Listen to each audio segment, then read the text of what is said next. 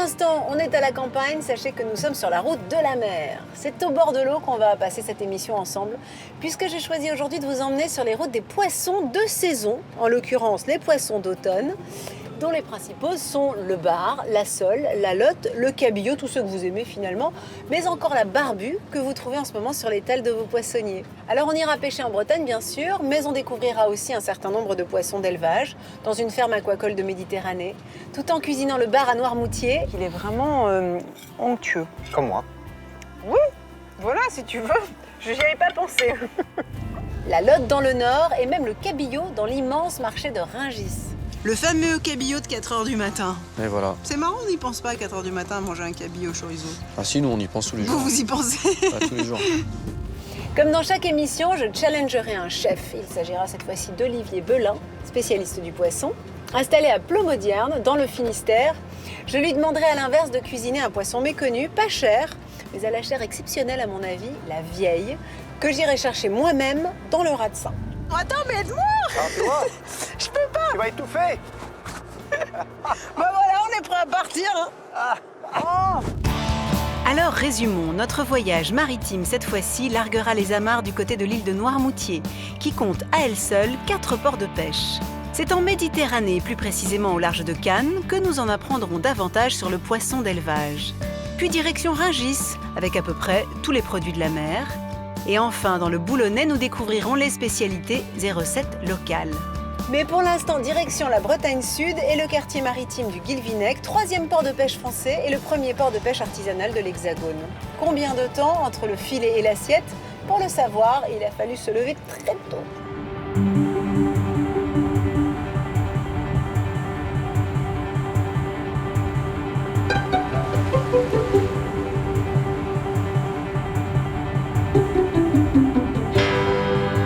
Le port du Guilvinec est en perpétuelle activité, avec 80% de pêche hauturière et le reste en pêche côtière. Ce qui les différencie, c'est le nombre de jours de sortie en mer, la taille des chalutiers et les espèces pêchées. Quoi qu'il en soit, les poissons sont toujours mis en glace dans les cales des navires et parfois congelés afin d'en assurer la fraîcheur. C'est à la criée que tout se joue ensuite, avec en moyenne par jour 80 tonnes de poissons pour la pêche hauturière, des tonnes rapidement vendues puisqu'en 15 minutes, les jeux sont faits.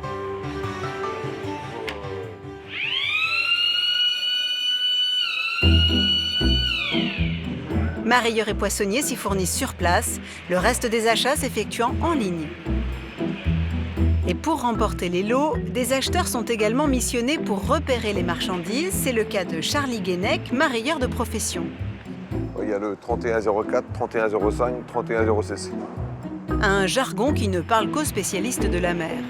On est là pour acheter du poisson aux producteurs et pour le revendre à la grande distribution ou aux poissonneries ou au restaurant.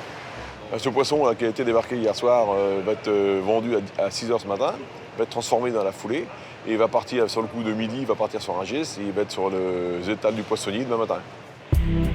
Comme chaque jour, Grégory Pénarin, directeur de la criée, veille au grain. L'occasion d'apporter quelques éclairages sur cet univers très codifié. D'ailleurs, les choses sérieuses commencent. Il est 6h du matin, les enchères sont lancées. Chaque bateau vend sa pêche, selon une technique bien rodée, la vente au cadran. Un système d'enchères électronique qui assure la clarté des prix fixés.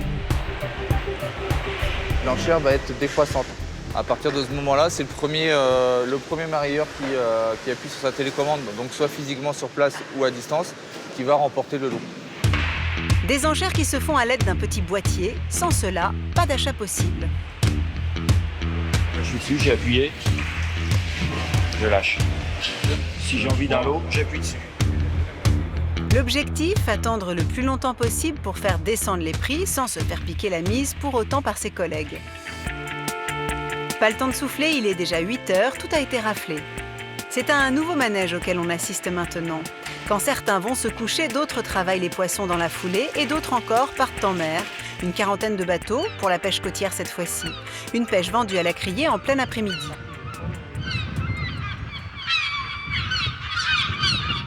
Une débarque qui anime de nouveau le port et les anciens du village viennent toujours prêter main forte. Un spectacle fort apprécié. Grégory, marin-pêcheur, semble très attaché à tous ces rituels. En général, c'est effectivement des anciens, donc soit des anciens patrons pêcheurs, des anciens employés de marée, ou des gens qui sont installés localement, là, qui viennent historiquement travailler autour des bateaux. Comme le matin, la vente au cadran permet d'écouler les 10 à 15 tonnes de poissons côtiers. Une criée à laquelle participent plus de poissonniers qui viennent se fournir en qualité extra de la fraîcheur assurée. C'est le cas de Bertrand, poissonnier ambulant, qui vient s'approvisionner ici avant de reprendre la route vers les petits villages alentours. Moi, c'est du frais, c'est du pratiquement du marin au consommateur.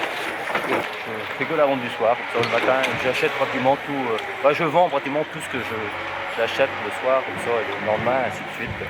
Comme ça, le consommateur est au moins sûr d'avoir toujours de la qualité. Un peu de répit enfin pour la criée, avant que les bateaux ne se pressent à nouveau pour la débarque.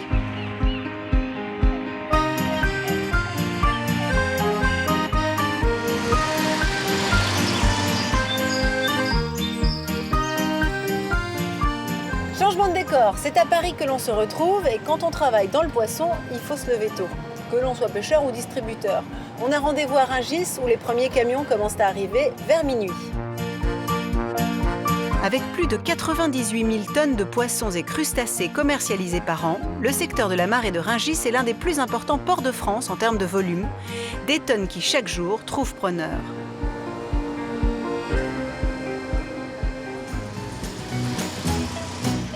Un petit poisson, un petit oiseau, c'est né d'amour tendre, mais comment s'y prendre? Rue des Pêcheurs, quai de l'Orient. Ça doit être ça.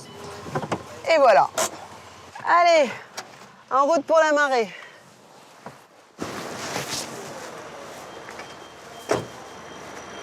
Maintenant, on va rentrer dans le pavillon de la marée. On va rencontrer Philippe Rémy, qui est l'un des 23 grossistes qui commercent quotidiennement ici à Rungis. Et on va mettre un petit chapeau, parce qu'il va pas faire chaud.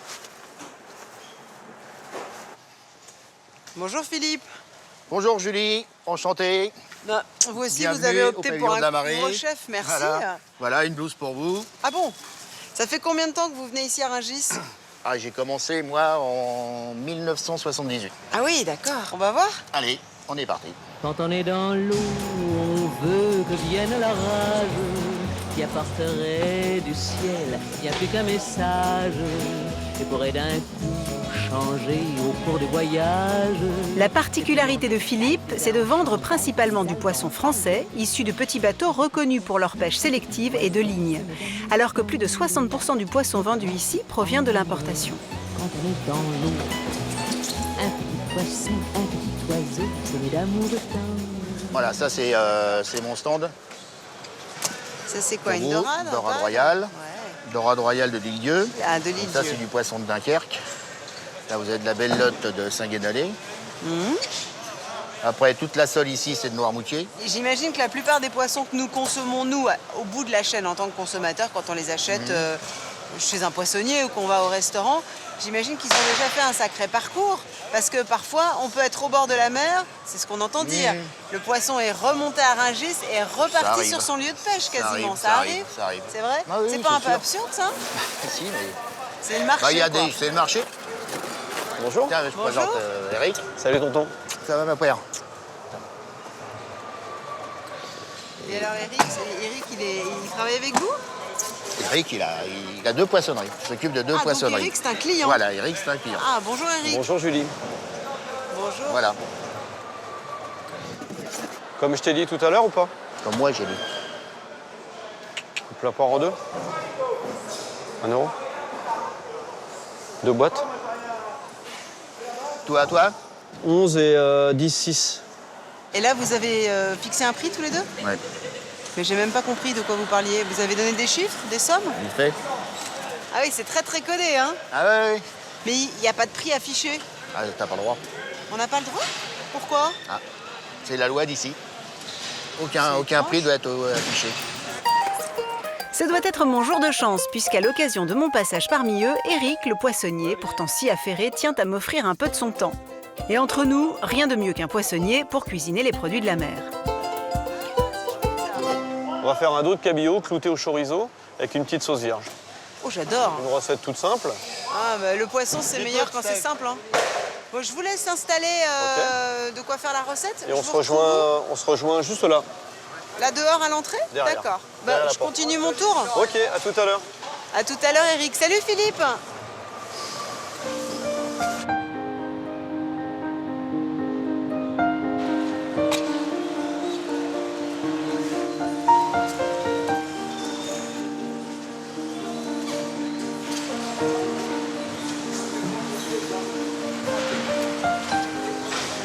Oh, dites donc, il est beau le thon rouge. Enfin, moi, j'en mange pas, mais chacun sa religion. Bonjour monsieur. Je regardais votre thon là. Oui, Il est beau, hein? des poissons, hein. Mais aujourd'hui, on n'en pêche plus beaucoup du thon rouge, hein. C'est devenu assez rare, non? C'est devenu rare. Il faut mieux qu'aujourd'hui, on a un quota en Méditerranée qui était à peu près 72 tonnes pour cette année. 72 tonnes par an. Ah oui, Ah oui, c'est très peu, hein. c'est très peu, oui, mais c'est très bien.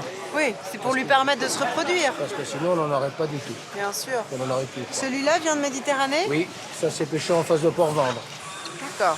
Et c'est pêché comment? à la ligne. Ah oui, c'est que des thons à la ligne aujourd'hui? Tous les poissons sont pêchés à la ligne, ils sont tous répertoriés.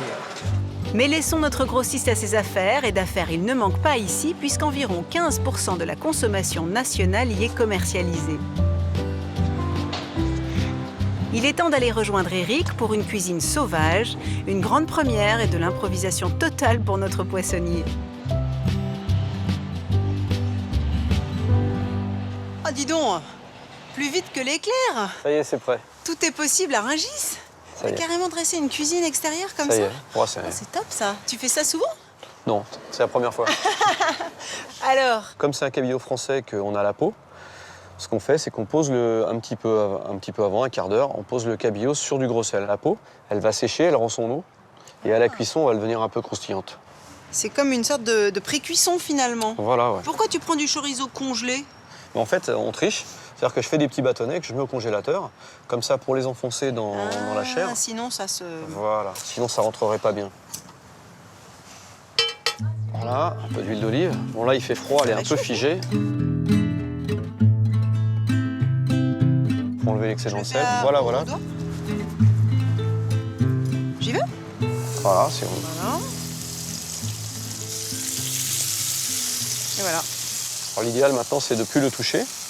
Et à mi-cuisson, on couvre pour avoir une cuisson unilatérale. L'avantage, c'est qu'on n'a pas de problème d'aération. Ouais, voilà, ouais. Niveau Ouais, hôte, on est bon. Voilà. là, on est top, là. Est-ce que tu veux que je m'occupe de la sauce vierge pendant ce Allez. temps-là? Alors, Voilà. tomate. Une sauce, ne l'oublions pas, qui a été popularisée dans les années 80 par le cuisinier Michel Guérard, considéré comme étant l'un des fondateurs de la nouvelle cuisine. Elle se fait habituellement avec des tomates fraîches, mais la touche d'Eric, c'est d'opter pour des tomates confites, plus pratique aussi au rayon des poissons. Il faut être généreux avec les herbes, au programme ciboulette, estragon, cerfeuil, toutes finement Je vais ciselées. mettre un peu d'huile d'olive dans la sauce. Oui, en fait, le principe de la sauce vierge, c'est huile d'olive, citron, herbe et tomate, normalement. Voilà, hein, c'est ça. Il y a une autre recette aussi qui est sympa comme sauce pour aller avec d'autres cabillaud comme ça, c'est d'acheter des bonnes tomates, Ouais. les monder, les épépiner et les passer au mixeur. Comme un coulis, Voilà, un coulis, et après on le monte à l'huile d'olive, sel, poivre, c'est tout. c'est tout. Cru. Voilà. Ah, c'est pas mal, ça. T'aimes bien la cuisine, hein? Bah oui, c'est mon Et premier t'en métier. parles bien. Ah bon? Ouais. Ah, c'est pour ça, oui, parce que t'as quand même des termes, on sent une familiarité avec la cuisine qui est pas seulement celle d'un poissonnier. J'ai fait l'école hôtelière, donc il y avait un petit reste. Et qu'est-ce qui a fait que tu t'es dirigé vers la poissonnerie finalement? Le hasard. Je suis venu un jour à Rungis et je suis jamais reparti. Carrément.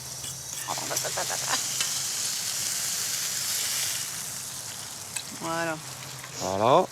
Et je le verse comme ça, hein, Ouais, directement juste un sur le petit peu poisson. dessus, voilà. C'est joli en plus, ça donne de la couleur. Voilà. Hop, voilà. C'est super joli. Très très bonne idée ça. Alors ça va avec tous les Ouais. légumes de saison. Hein.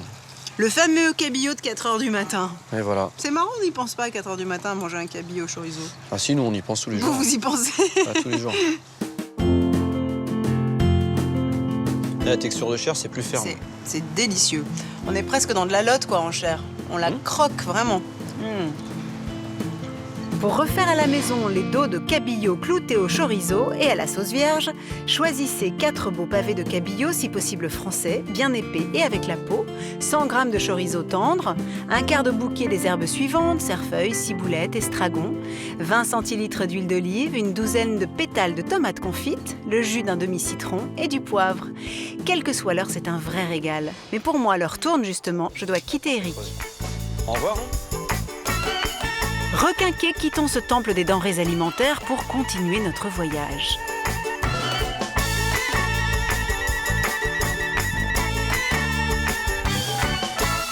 Nous voici de nouveau sur la route, c'est en direction de la Vendée que l'on se dirige pour aller cuisiner du bar sur une île au nord de la Vendée, enfin une île qui devient une presqu'île à marée basse puisque je me trouve sur le célèbre passage du Gois qui se découvre à marée basse et qui permet de rallier le continent à l'île de Noirmoutier. Particularité de l'île, un tiers de son territoire est occupé par les marais salants. C'est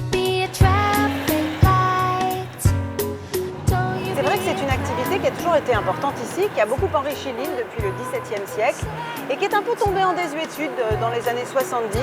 À ce moment-là, une poignée de Noirmoutrins qui avaient compris la valeur patrimoniale et économique du sel les a remis en activité. Et nous, on va rencontrer l'un d'eux. Il s'appelle Louis. Il est à la Guérinière, à peu près au centre de l'île.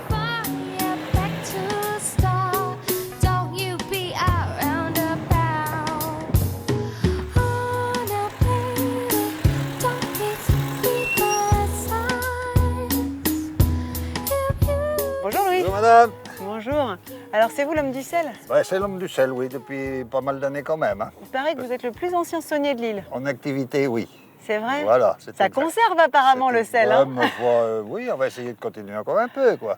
Alors ce sont vos marais? Ce sont mes marais. Autrefois, j'en avais beaucoup plus que ça. J'en avais sur la route de Noirmoutier. Mais bon, enfin, on est obligé de lâcher quand même du lest. Un petit peu quand même, 79 ans quand même. Vous en aviez combien autrefois? On avait 106 œillets. Ça veut dire quoi des œillets? Alors un œillet, c'est ça, vous voyez, c'est ce c'est un carré, quoi. 7 sur 9.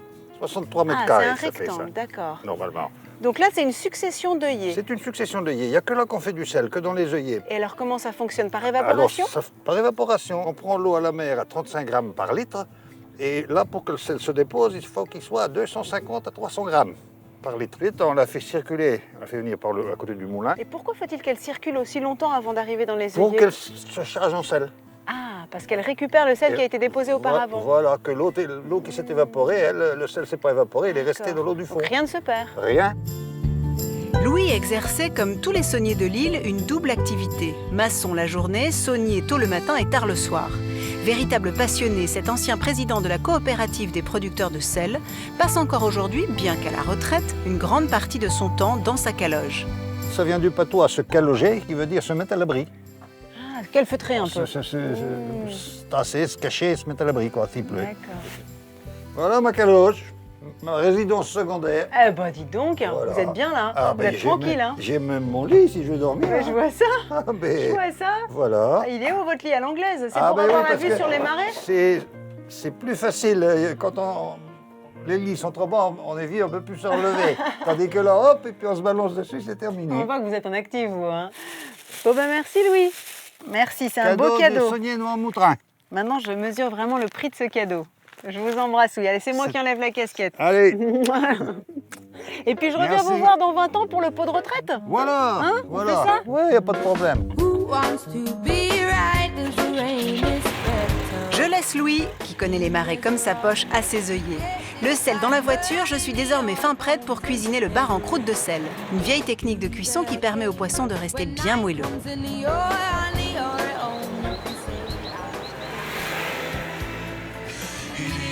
Il y a le ciel, le soleil, la mer.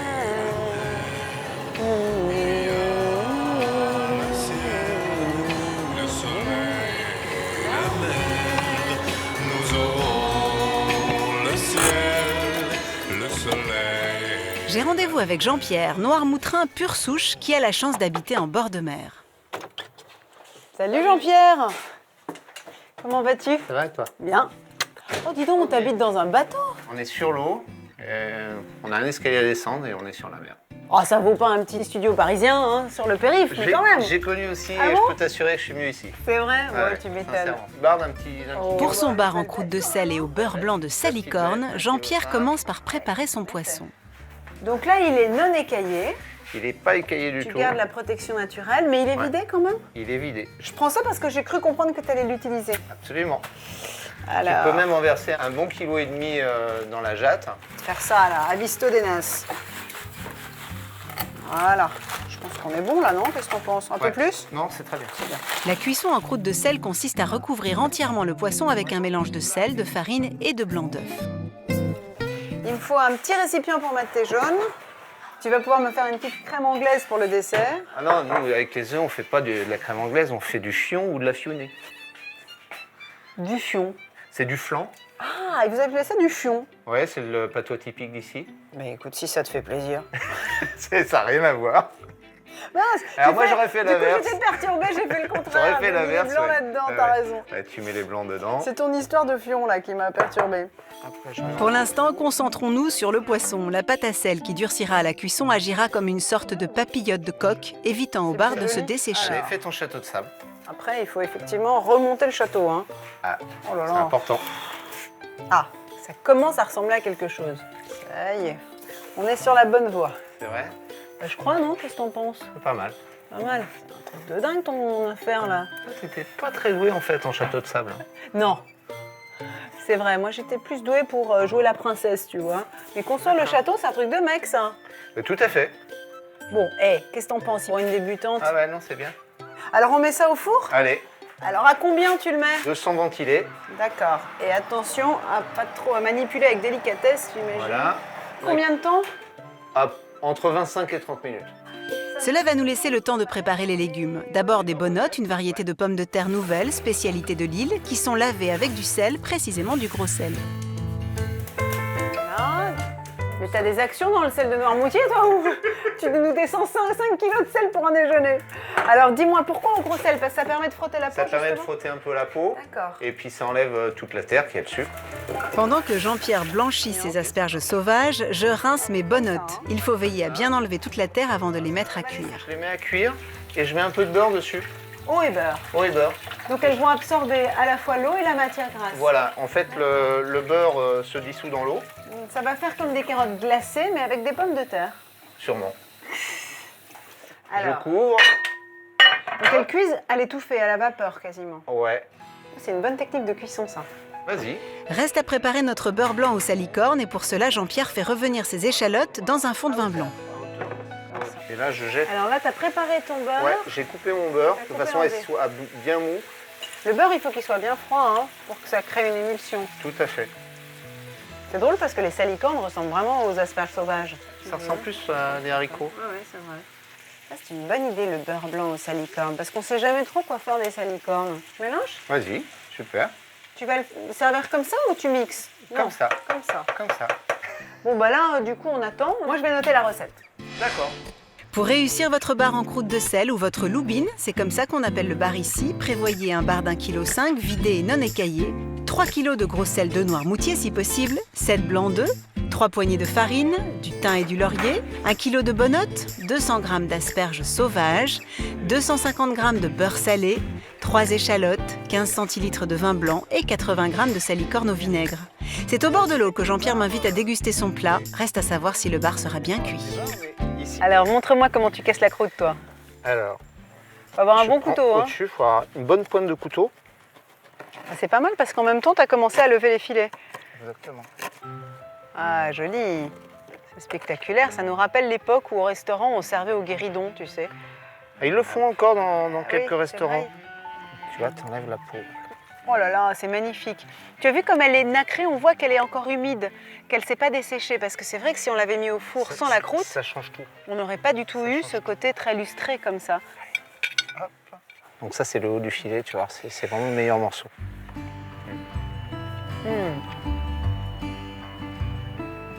Ah bah oui, il n'y a rien à dire.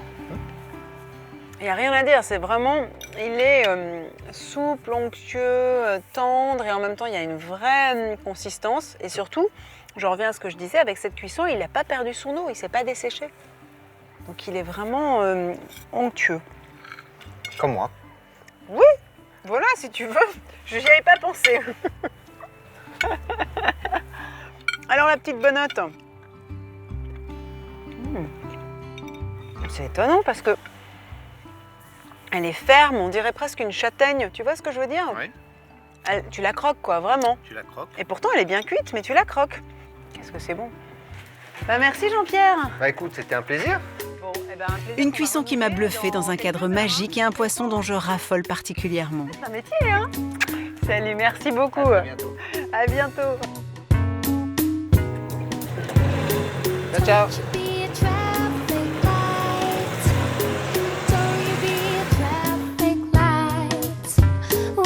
J'ai d'ailleurs voulu en savoir un peu plus sur le bar, notamment sur ce qui différencie le poisson sauvage du poisson d'élevage.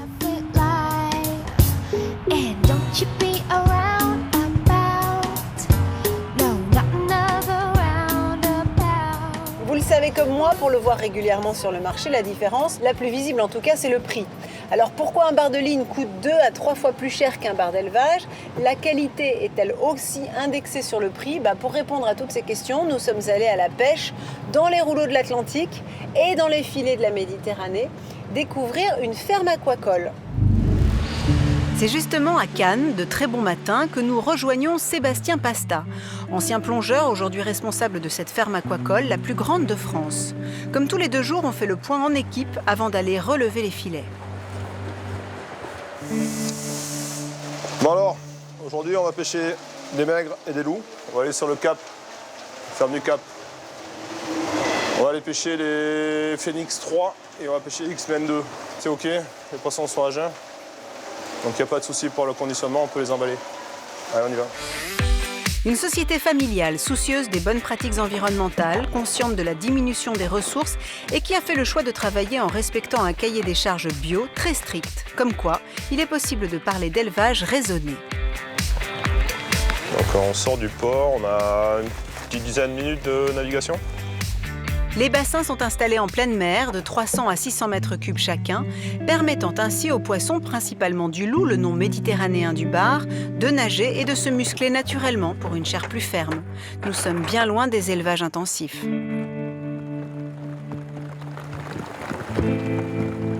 On a ouvert le filet de protection anti-oiseaux parce que sinon les oiseaux quand même viennent nous piquer les poissons. Une fois la cage ouverte, on immerge un filet comme ça lesté, attaché en surface, lesté au fond. Ça nous permet de prélever juste une partie de la cage. Un élevage raisonné nous permet d'avoir un poisson qui se rapproche le plus possible du poisson sauvage. Donc là, on va les laisser s'endormir. Ça, c'est un poisson qui a à peu près 2 ans et demi. Voilà, en élevage en mer. C'est un poisson qui est issu d'écloseries françaises, donc c'est des bébés qui sont nés en écloserie, qu'on transfère au niveau des bassins en mer à l'âge de 60 jours, à peu près 60-70 jours. Les poissons sont nourris chaque jour à la main. Ici, pas de pesticides, pas d'antibiotiques ni de gavage, mais une alimentation qui respecte leur cycle naturel. C'est un aliment spécialement conçu pour les poissons d'aquaculture. Donc c'est une fabrication là aussi à base de céréales biologiques et de farine de poisson. Des contrôles réguliers de la qualité de l'eau sont également réalisés. Pas de marée ici et quelques mouillages dans les environs. Il faut rester vigilant. Ça, c'est un prélèvement qui est obligatoire par rapport au cahier des charges de l'agriculture biologique et qui nous renseigne bien sur l'état de la mer, l'état de santé de la mer et l'état de santé de l'environnement où baignent nos poissons. Donc je vais envoyer ça en laboratoire. Des précautions imposées pour une qualité irréprochable. Retour à la pêcherie, pas une seconde n'est perdue. Les poissons sont dans la foulée livrés à bon port, principalement des restaurants italiens et pour la grande distribution suisse et régionale, pour ne pas concurrencer la pêche artisanale locale.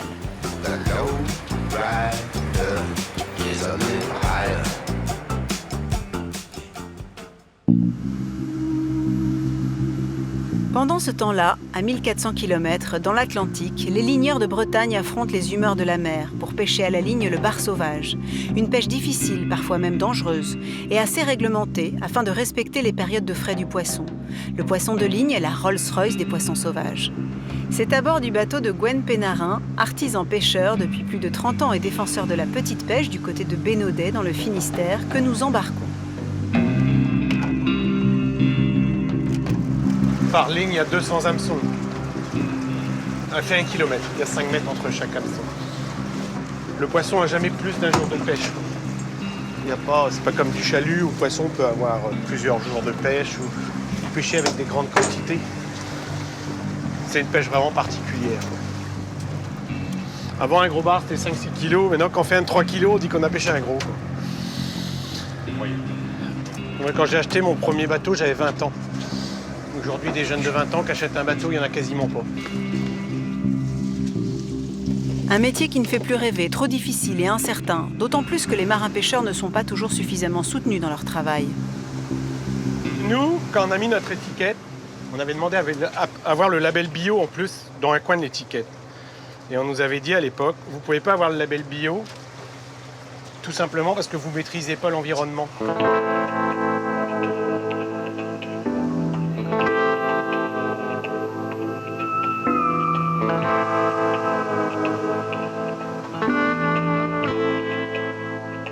Quel que soit le type de pêche, et qu'il soit d'élevage ou sauvage, tous finissent dans nos assiettes. Alors comment les différencier et s'y retrouver sur les étals? Un petit passage dans une poissonnerie s'impose.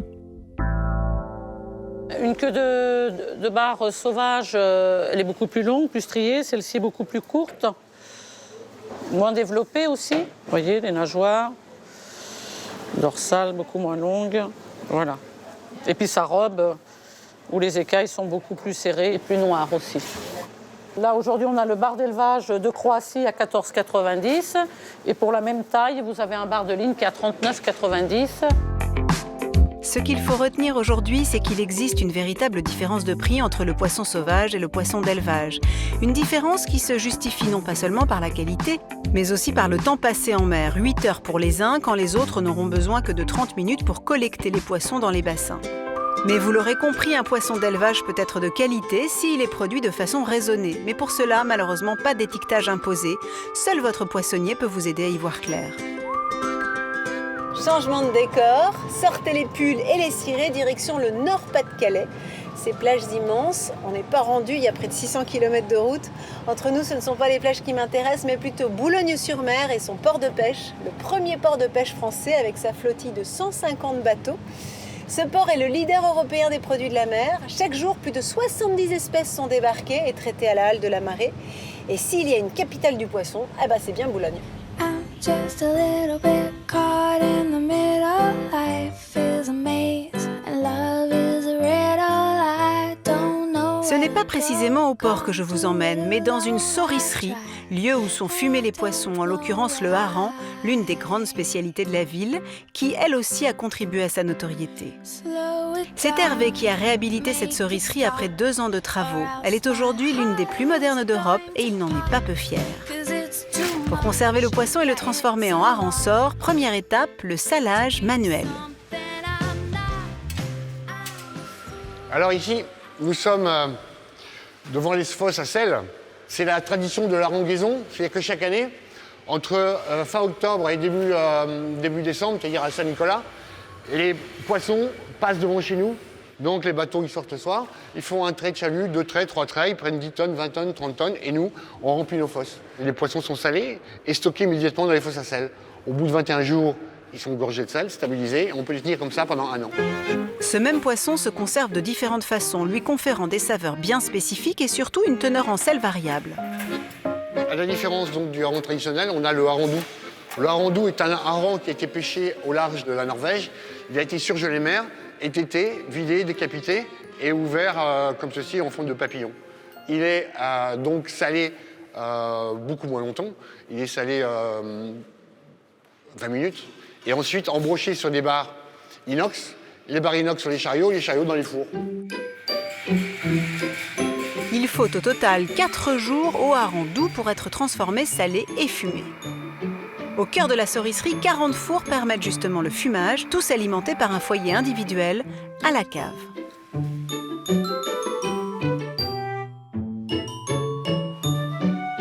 Eh bien, là, nous sommes déjà au siècle dernier. Hein, ces eaux-là germinales.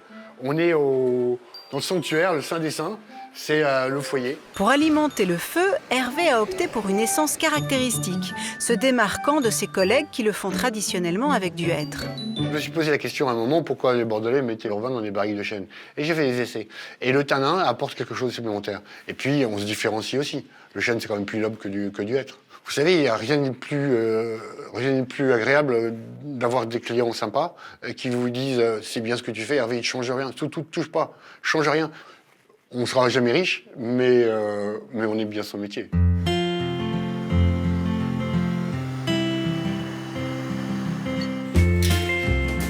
Après le fumage, les harengs sont levés en filets avant d'être emballés. Ces dames, ce sont les dernières fileuses. Fileuses qui font des filets et qui sont sur Boulogne-sur-Mer. Parce qu'on est les derniers en France à faire ça.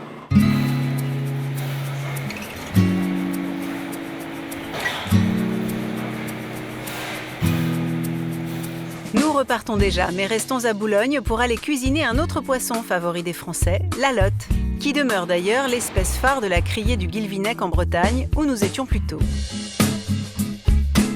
C'est pas un poisson bon marché, faut se le dire, mais sa chair qui est particulièrement ferme et soyeuse en fait un mets de choix. Et surtout, on n'a pas de problème d'arête. Alors c'est avec Marie-Claude que l'on va cuisiner une lotte au lard et à la bière, une vieille recette boulonnaise qu'elle tient de sa maman. J'étais sur la route toute la sainte journée. Marie-Claude est fille de pêcheur et elle œuvre à la préservation des traditions du Nord, puisqu'elle fait partie d'une association de défense du patrimoine boulonnais. Si seulement j'avais de lire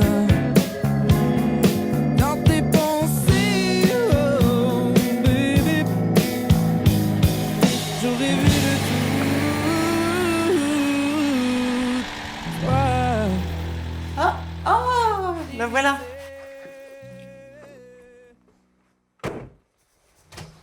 Bonjour Marie-Claude. Comment vas-tu? Mais ça va bien et Bien, toi? très bien. J'arrive sur ta Ravie, maison ravie. perchée, il y a une jolie vue sur Boulogne. Tiens, regarde, viens voir. Marie-Claude me propose un rapide tour du propriétaire et me fait admirer son point de vue sur la ville, avant de passer aux choses sérieuses en cuisine. Voilà la queue de lotte en question. J'ai épargné le cauchemar. Ah oui, c'est-à-dire Le découpage de la tête. D'une part, et puis le dépeçage. La lotte, c'est un poisson affreux. Il paraît qu'autrefois, il y a à peu paraît près ça. 100 ans, on les rejetait à On la les mer rejetait parce à qu'on la ne voulait mer. pas les manger et ça portait malheur. Porte-malheur. Oui, j'avais entendu dire Ah ça. ouais. Donc là, ils font à peu près quoi 500 grammes 500 grammes à peu près. C'est pour combien de personnes? Chaque queue de lotte. 4 personnes. Et toi, tu les 4 laisses sur personnes. l'arête? Ah oui, ma mère, c'était un cordon bleu. Et elle m'a toujours dit, la lotte, faut pas enlever l'os.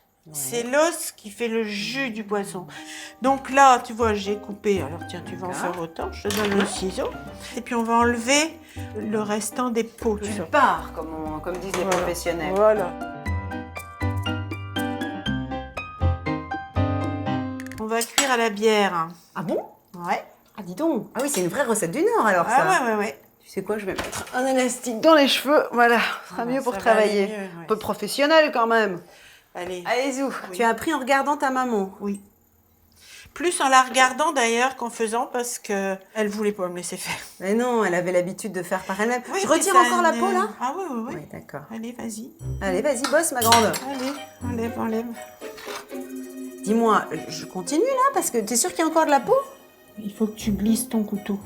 Mais alors il y a plusieurs couches. Ah oui. Et puis une fois que tu as fini, tu vas la fendre le plus près possible de l'os. C'est pour la farcir que tu fais ça Voilà. finalement. Là, tu mets quoi? C'est de la poitrine? Oui. Fumée? Fumée, ouais. D'accord.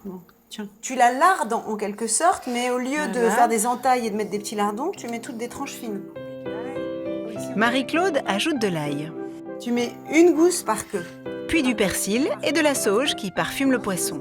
On le farcit ensuite généreusement de beurre. On peut d'autant plus se le permettre que la lotte est un poisson maigre. Puis, petite touche personnelle de Marie-Claude, elle saupoudre le poisson de piment d'Espelette avant de l'entourer de lard fumé. Je vais l'habiller encore un petit peu à l'extérieur pour lui donner du goût. D'accord. Ah oui, bah attends, et dis donc, moi j'ai mis du lard partout, toi t'as pas fait comme ça? Oh non, moi j'en ai pas mis tant. Si le lard domine de trop, ce sera moins bon. Eh ben, T'auras on plus va en le mettre goût- que t'auras 2. plus le goût du poisson. Tout à fait raison. La lotte est ficelée comme un rôti. Et là, on va faire un nœud. Et puis après, tu tiens. Mets ta main là. Tu passes. Et tu serres. Ah non, t'as pas mis ta main. Alors, Ah, j'ai forcément. pas mis ma main. Alors, si t'as pas mis ta main, ça va pas aller. Ça va pas le faire. Hein. Comme ça, voilà. Et ça suffit. Et je mets en dessous. On ajoute à présent la bière blanche qui apporte une note citronnée à notre poisson. Et au four. Et au four, d'accord. Donc, Ça va en faire un four. petit fond de jus, quoi. Voilà. Et là, tu enfournes à quelle température? Là, je mets à 180 degrés. Pendant combien de temps? 3 quarts d'heure. Pour réaliser une lotte au lard à la bière blanche comme Marie-Claude, nous avons besoin de 3 belles queues de lotte, une douzaine de tranches très fines de poitrine fumée, 3 gousses d'ail, du persil, de la sauge, du beurre, du poivre, une pointe de piment d'Espelette et de la bière blanche. Je dresse la table pour 3 personnes, Alain, le mari de Marie-Claude, nous ayant rejoints pour déguster ce rôti des mers. Tu dégages l'arête au tout dernier moment avant de servir, pour que le poisson reste bien moelleux. Merci. Oh, c'est très très bon, hein. Mais C'est bon ah ouais, mais c'est relevé, c'est marrant parce que souvent les gens qui n'apprécient pas tellement le poisson disent que c'est fade. Et là, tout d'un coup, on a un plat qui a du caractère. Tout à fait, oui. C'est délicieux, vraiment. Le lard avec le poisson, j'avais déjà goûté. Mais avec le mélange d'ail, de piment et la bière, surtout, c'est surtout ça qui fait la différence parce qu'il y a une petite pointe d'amertume et comme tu dis, de citron. Et ça, c'est vraiment intéressant. Ça change du vin blanc.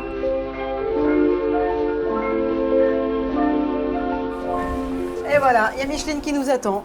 Je vais chercher ce qu'il faut pour la pêche. Hein. Marie-Claude, Micheline, c'est elle? Ouais, Micheline, c'est elle, c'est ma copine. On se quitte jamais. On voit Merci beaucoup. Oh, mais c'était un vrai plaisir. le long des golfes clairs Bye bye.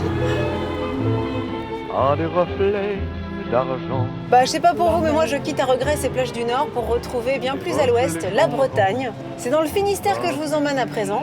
Alors c'est un autre océan avec d'autres côtes et au programme une partie de pêche avant notre dernière recette. Au ciel d'été confond ces blancs moutons avec les anges si purs, la mer, bergère d'azur. J'ai rendez-vous avec François Spinec, qui est un ligneur, comme on dit, de l'île de Saint. Je vais donc lâcher ma petite Micheline sur le port d'Audierne, à quelques encablures de la pointe du Raz, et ses falaises de granit. Et je ne sais pas si vous êtes déjà venu ici, mais on ne peut pas rester indifférent à la force des éléments, à la magie qui se dégage de ces lieux.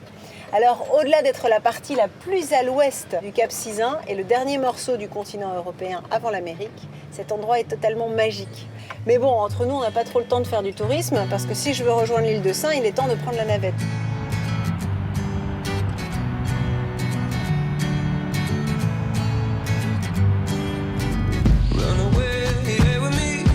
Tout comme Gwen Pénarin, ligneur de bar rencontré en Bretagne, François brave les rouleaux pour pêcher. Bonjour François. C'est d'ailleurs l'un des 2 derniers pêcheurs de l'île de Saint. T'as des longues jambes, toi. Vu la météo, il va falloir s'équiper. Alors tu pars tous les matins à la pêche, enfin, quand le temps le permet, quoi. Bah écoute, cet hiver, ça a été vraiment musclé. Ah hein. ouais. Et Ah tu ouais. sortais quand même? Ah non, non, non, non. hein. Ah bah non. Tu prends pas de risque. Non, non, non, non, non. Je peux te demander de me zipper? Voilà. Ah, ça doit sentir la marée là-dedans. Ah bah écoute, hein. Ah bah, attends, aide-moi T'es juste pas à passer épaisse, la toi. tête. Allez. Attends. Ah bah c'est ça, hein, le marin tous les matins. Attends, j'ai loupé C'est le bras la plus grosse gauche. corvée du marin, ça. Ah bah dis donc, attends, mais aide-moi. Ah, tu vois, Je peux pas. tu vas étouffer. Bah voilà, on est prêt à partir. Hein. Oh, ça y est, j'y suis. C'est dans le nord de la chaussée de Saint que nous allons relever les filets. François les a posés hier. Avec un peu de chance, on devrait sortir quelques belles pièces. Une zone de pêche extrêmement dangereuse. On déplore d'ailleurs plusieurs naufrages chaque année. Zone balisée par 3 phares de renom. Celui d'Armen, il leur a fallu plus de 30 ans pour le construire. Celui de Thévenec, un phare dit hanté. Et celui de la Vieille, au pied de la pointe du Raz. To see those eyes as apologies may rise, I must be strong, stay an unbeliever, and love the sound of you walking away. You walking away. Toi, tu pêches depuis combien de temps? Depuis mes 15 ans, et j'ai 68, alors tu vois un peu. Mais dis donc, normalement, t'es à la retraite, là. Ouais, mais je suis un retraité actif. À quel âge elle est, votre retraite, vous, les pêcheurs? À 55. Eh oui, pénibilité oblige. Ah, mais qu'est-ce que je vais foutre, moi Tu t'emmerderais. Bah, tu partirais en mer pêcher pour le plaisir. Ouais, mais pour le plaisir, c'est pas pareil. Ah ouais. Moi, je veux être en mer, voilà. C'est ta vie qui est là. Voilà.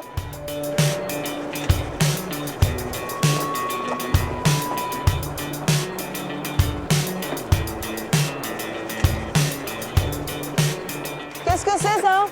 C'est un taco. Un taco. Ah, un autre. Oh, dis donc, on a un bar, non? C'est pas un bar? Un lieu. Ça, c'est le métier, ça.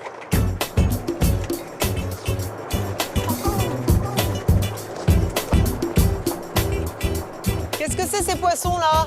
Ça, c'est des vieilles. Ah, des vieilles. Ah. C'est bon, ça, non? C'est le meilleur. Vous demandez à n'importe quel pêcheur quel poisson il préfère, il dira c'est la vieille. Et c'est pareil, ça vaut rien, vous n'avez ça. pas une chair cotonneuse, plus fine en bouche que la vieille. Ah oui. Seulement, le problème, c'est qu'il y a une muqueuse qui vient dessus. Ouais. Au bout d'un jour ou deux, donc c'est pas trop présentable. Ah. Il faut l'écailler. Ça demande du travail, quoi. Ça demande du travail. C'est vrai qu'on a tous tendance à manger toujours les mêmes poissons, le cabillaud, le bar, qui du coup sont surpêchés. Alors qu'il y a plein de poissons délicieux, qui valent rien d'ailleurs. On parlait du maquereau, mais c'est le cas de la vieille. Et c'est vrai que vraiment, il faudrait essayer chez le poissonnier d'aller un peu au-delà des poissons qu'on connaît. Parce qu'on découvre des goûts, c'est souvent moins cher. Et puis aussi, ça permet de ne pas faire de surpêche. Parce que comme dit François, après tout ça, souvent, ça repart à la mer alors que les poissons sont morts parce qu'il n'y a pas de marché. La matinée de pêche va tourner court, le ciel en a décidé autrement. Il est temps de rentrer au port. Le butin du jour et les recommandations de François m'ont bien donné envie de découvrir comment cuisiner ce poisson, pour beaucoup méconnu, la vieille. C'est toujours en Bretagne, à Plomodierne, entre Quimper et Brest, que j'ai demandé à Olivier Belin 2 étoiles Michelin à l'auberge des Glaziques de s'y coller.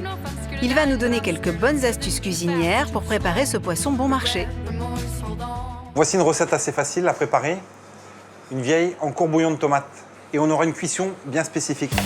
Ça, nous le verrons par la suite. Pour le moment, on commence par lever les filets, chose que vous pouvez demander à votre poissonnier, qui par la même occasion pourra vous faciliter la tâche en l'écaillant. Poisson méconnu, qui est souvent utilisé en soupe. Et c'est vrai que dans la recette que je propose là aujourd'hui, on va détourner un peu la soupe. Un grand classique de la cuisine bretonne, c'était le ragoût de vieille au petit pot et à la tomate. Voilà. Quand on va dans les vieux écrits et dans les vieux livres, on se rend compte que c'est un poisson qui était utilisé. Le seul inconvénient de la vieille, c'est un petit peu comme le congre. Ce sont des poissons qui sont bourrés d'arêtes. Olivier les enlève une par une à la pince à épiler. Mais une fois encore, votre poissonnier pourra vous rendre ce précieux service. Et je pense que c'est aussi ce qui a fait que pendant longtemps, ce sont des poissons qui sont restés poissons frais mais pas nobles. C'est parfait, regardez, la peau est magnifique. C'est dans la peau aussi qu'il y a le goût du poisson. Chose qu'on oublie souvent. Voilà. Hop, c'est parfait. Voilà. Et une fois que ça c'est fait, tout de suite, on ne laisse jamais un poisson ni un crustacé à température ambiante. C'est trop dangereux, donc on le met tout de suite au frigo. Bactéries, on ne sait jamais. Maintenant, on va préparer le courbouillon. C'est pas un courbouillon comme on connaît, c'est en fait une petite fondue de tomate. Ce qui est important, c'est le poids de la tomate. Là, on a quelque chose qui fait 300 grammes. C'est exceptionnel. C'est que de la chair. C'est comme de la viande. Il y a très peu de jus. Il n'y a que de la mâche. Là, on va avoir quelque chose de très goûteux. Voilà. Hop. Hop. Olivier ajoute un oignon finement ciselé, une gousse d'ail et commence le courbouillon à froid avec du beurre.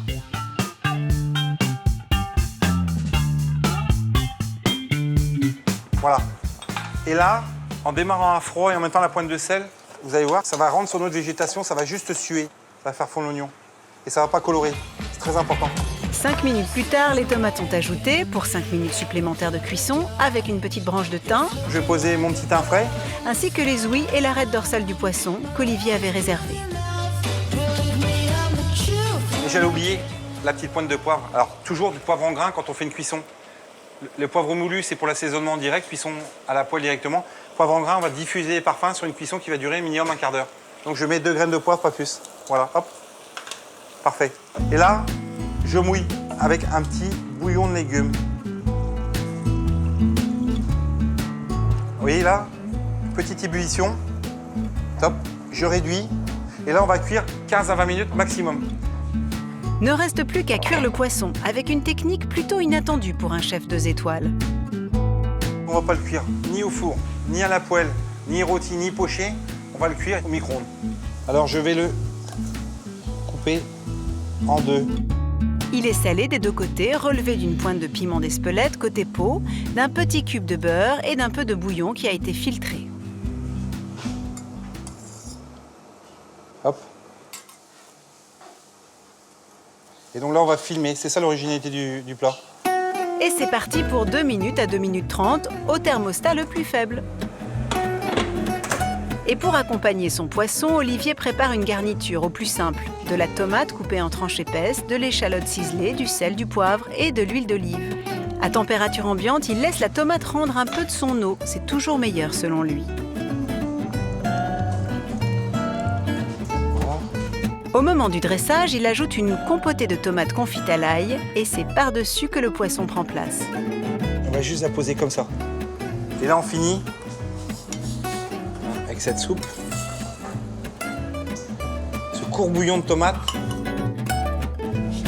Quelques zestes de citron, un peu de poivre et le tour est joué. Olivier a magnifié son poisson. Là, ce que j'ai fait, c'est juste mettre ce que ma mère m'a transmis. Elle m'a appris une cuisine de goût. Ça, c'est une cuisine de goût. On a de la vieille, on a de la tomate. Et on a des condiments, des échalotes et des oignons. Et c'est tout. Merci Olivier pour tous ces bons conseils et cette technique de cuisson facile à reproduire à la maison, pour moins de 5 € par personne. Défi relevé, Olivier a redonné à ce poisson toutes ses lettres de noblesse.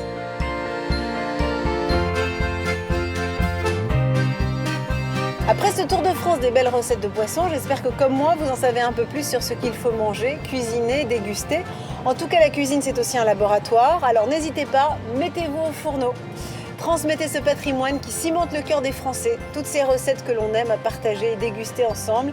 Et puis un dernier conseil, mangez du poisson, bien sûr, ceux que l'on connaît, mais n'hésitez pas aussi à goûter les poissons moins nobles, ceux que l'on connaît moins, qui sont également moins surpêchés, moins chers. Mais quand on prend le temps de les cuisiner et de les appréhender, je peux vous dire que ça vaut le coup. À la prochaine!